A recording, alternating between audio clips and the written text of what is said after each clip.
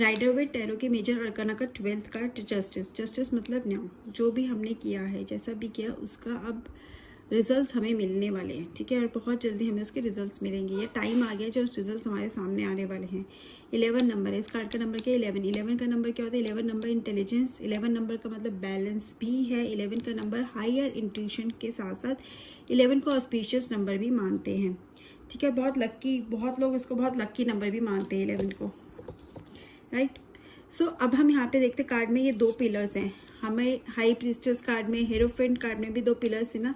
तो पिलर्स का क्या मतलब है? पिलर्स का मतलब है अथॉरिटी, स्टेबिलिटी एंड बैलेंस। यहाँ पे पिलर्स बहुत ज़्यादा रिप्रेजेंट करते हैं बैलेंस को, और उस बैलेंस को ना देखो किया भी क्या, एक क्लोथ बांधा हुआ है दोनों को, कि हम दोनों, चाहे वो 2 पोजिशन है, 2 पार्टीज हैं, 2 सिचुएशन है, कुछ भी है, उसको बहुत अच्छे से बैलेंस करके चलेगा, या बैलेंस मिलेगा या बैलेंस बनेगा उनमें, राइट। अगर हम अब देखते हैं यहाँ पे एक लेडी बैठी है जिसने रेड कलर, उसके ऊपर क्राउन है। क्राउन अगेन क्या रिप्रेजेंट करता है? अथॉरिटी। अथॉरिटी मतलब अगेन इसके भी क्राउन में 3 भी, हम वी के से 3 पास, और पीछे एक और है तो 4, मतलब ये बहुत प्रैक्टिकल है, ठीक है।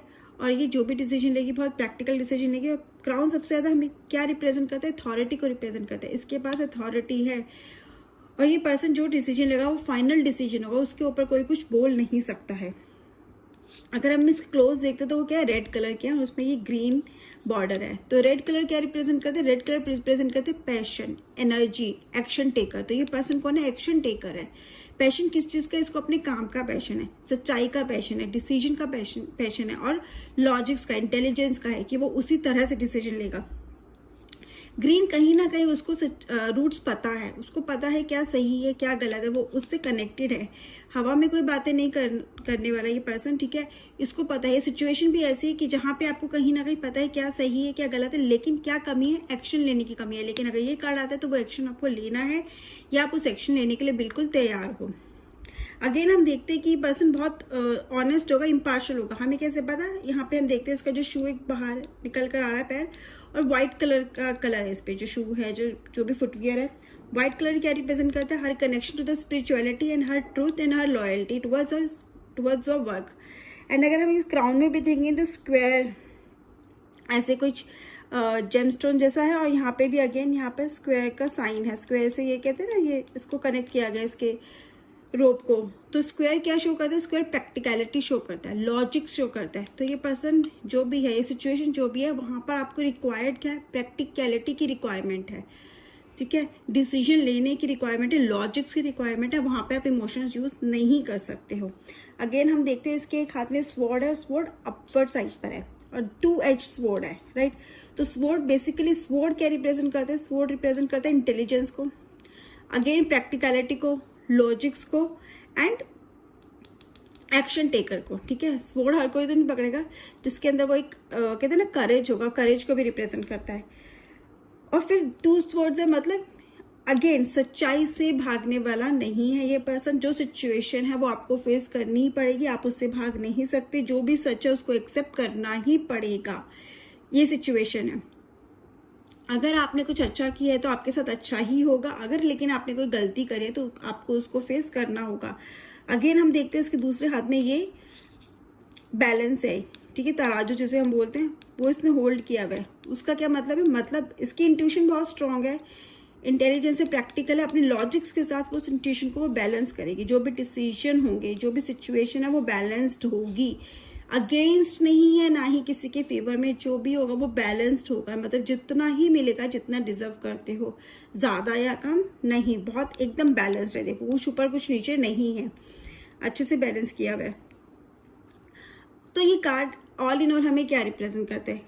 देखो यहाँ पे straight true to your values, मतलब जो हो आप हो उस पर रहो।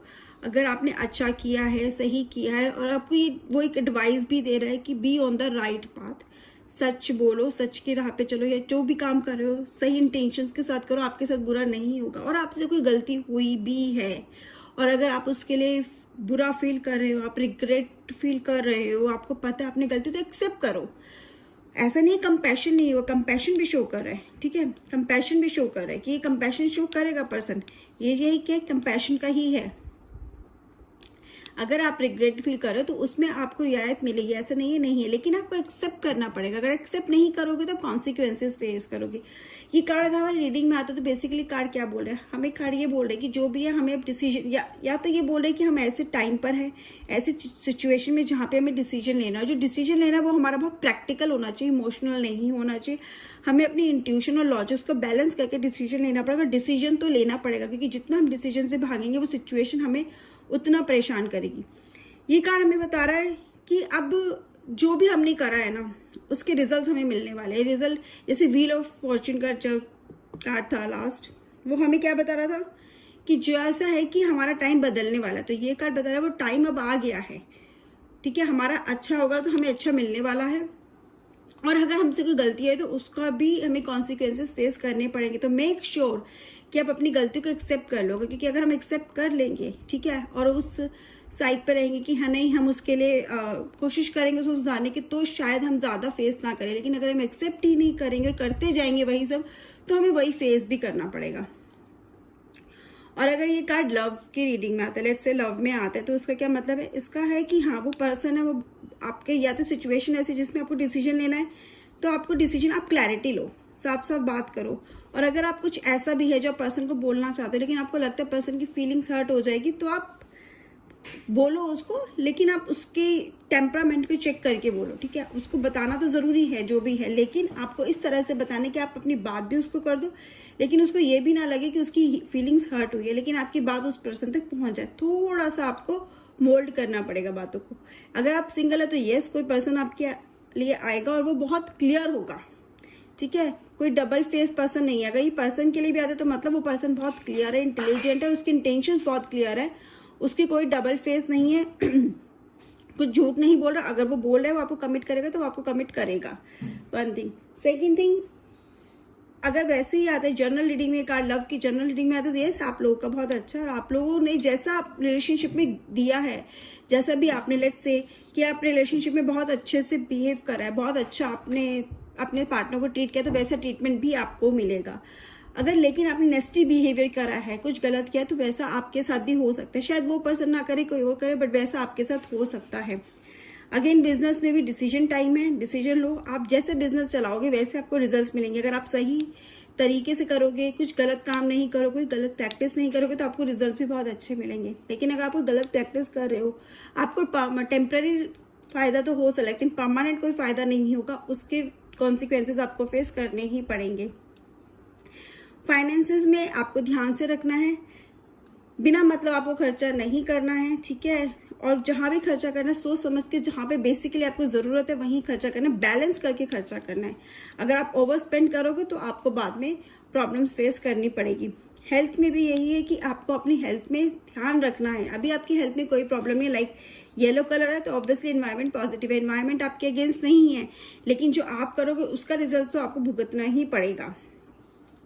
सो कार्ड हम बोले पॉजिटिव नेगेटिव, तो कार्ड पॉजिटिव ही है। कार्ड हमें बोलता है अगर येस नो में रीडिंग में आता तो ऑब्वियसली कार्ड का मतलब येस है। अगर कोई, और हाँ, अगर कोई, ये कार्ड ये भी रिप्रेजेंट करते हैं कि हो सकता है आपको कोई केस चल रहा हो, कोई हियरिंग आपकी आने वाली है, और अगर ये कार्ड आ गया और आप एक्चुअली में हियरिंग है या कोई केस है, तो उसमें पॉजिटिव रिजल्ट्स होंगे। पॉजिटिव इन द सेंस, अगर आप गलत नहीं हो तो आपको सजा नहीं होगी, आप सच के साथ खड़े रहो, आपको कुछ नहीं होगा। क्या करें, आपको जस्टिस मिलेगा। जस्टिस का क्या मतलब है, अगर आपकी गलती नहीं है तो आपके साथ कुछ नहीं होगा, और शायद आपको इसकी रिजल्ट्स भी मिल जाए अगर ये कार्ड रीडिंग में आ गया है तो। सो कार्ड पॉजिटिव है, ठीक है, यस है। लेकिन अगर कोई पर्सन बोलता है उसने गलती हुई, वो एक्सेप्ट करे और ये कार्ड आ जाता है, तो हम उसको बोल सकते हैं अगर आपने एक्सेप्ट करी है, ठीक है, आप उसके लिए वर्क करो, आपको उसके कॉन्सिक्वेंसेस फेस करने पड़ेंगे, लेकिन इतने ज़्यादा नहीं होंगे। Okay, so this is all about the card. फिर भी अगर आपके क्वेश्चंस हो तो आप कमेंट सेक्शन में पूछ सकते हैं। Thank you and have a nice day.